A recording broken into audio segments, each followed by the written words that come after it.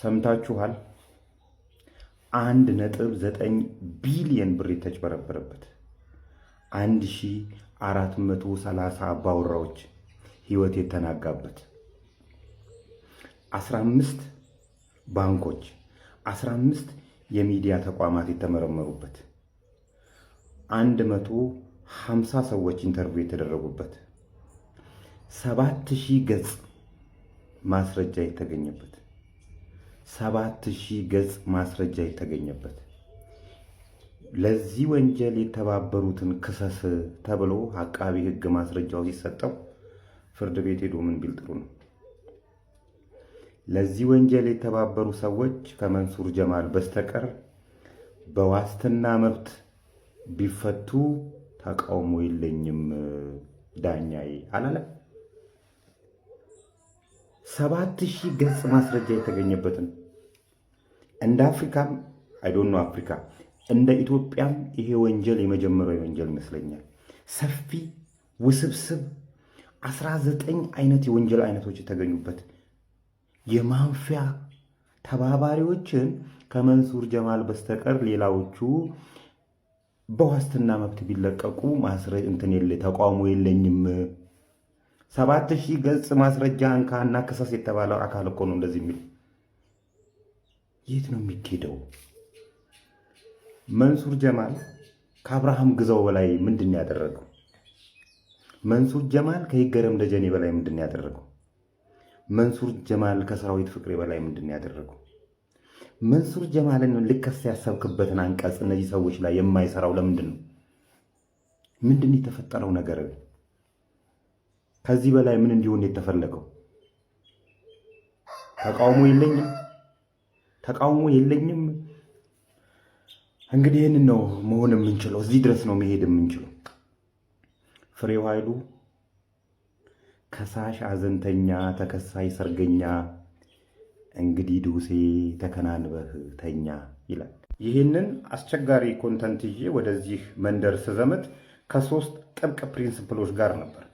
አንደኛው ፍራቻን ማስወገድ ነው።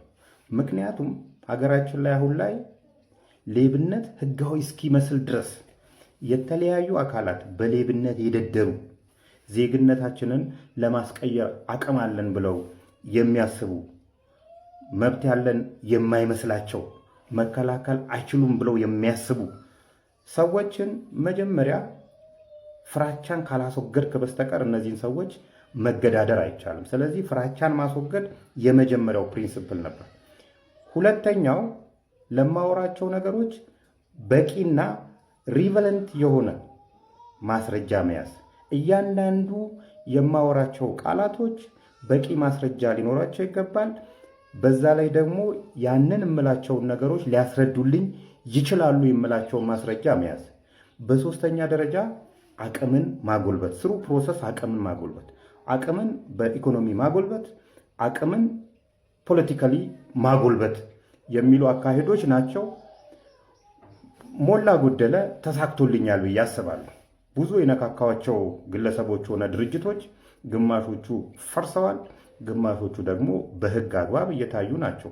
በጣም ደስ የሚለው ነገር አሁን ላይ ብዙ ኮንተንት ክሬተሮች እንደዚህ አይነት ሌብነት ላይ የሚሰሩ ኮንተንት ክሬተሮች እየመጡ ናቸው። ሌባን በስሙ የሚጠሩ ደፋር ወጣቶች እየመጡ ናቸውና እሰየው የሚያስብል ነው። እነዚህ አዳዲስ ለሚመጡ ሰዎች የምመክራቸው ነገሮች ለይቅርታ አትስሩ፣ ይቅርታ ለማለት አትስሩ። መጀመሪያ የምትናገሯቸው ነገሮች በቂ የሆኑ ማስረጃዎች እጃችሁ ሊኖር ይገባል። ከዛ በኋላ ፍራቻን ካስወገዳችሁ ምንም አያመጡ። ሲጀምር ሌባ ጉልበትም የለውም፣ እውነትም እጁ የለችም። እውነትም ጉልበትም የሌለ ሰው ደግሞ ከንቱ ነው። በእንደዚህ አይነት ሁኔታ ከሰራን እያሸነፍናቸው እንሄዳለን። ሌባ አንገቱን እንዲደፋ እናስችለዋለን። አሁን ላይ ትናንት አስተዋጽኦ ለመንግስት እያደረግን ነው፣ ለህዝብ እያደረግን ያለ ነው። ስለዚህ እያገዝን ነው ማለት ነው። ከመንግስት ጋር ምንም ጥል አይኖረንም ከሌቦች ጋር። ምክንያቱም ሀገራችን ነው። ሀገራችን ላይ የራሳችንን ድርሻ እንወጣለን። በዚህ አይነት ሁኔታ ነው መሄድ ያለብን። የመጣሁባቸው መንገዶች ብዙ አስቸጋሪ ነገሮች ተፈጥረዋል። አንዳንዶቹ በጉልበት ያሰቡ ናቸው። ኦልሬዲ እኔ ፍራቻን ያስወገድኩ ሰው ስለሆንኩ እንዳመጣጣቸው ተመልሰዋል። ግማሾቹ በገንዘብ የመጡ ናቸው። እነዚህኛዎቹም እውነት ከእጃቸው ያመለጠኝ ስለሆነ ብዙም አስቸጋሪ አልነበሩም፣ እንዳመጣጣቸው ተመልሰዋል። ግን አሁን ላይ ደግሞ በጣም እየመጡ ያሉት የግል ሆስፒታሎች ናቸው። የግል ሆስፒታሎች ሰሞኑን ነካክቻቸዋለሁ። ስነካካቸው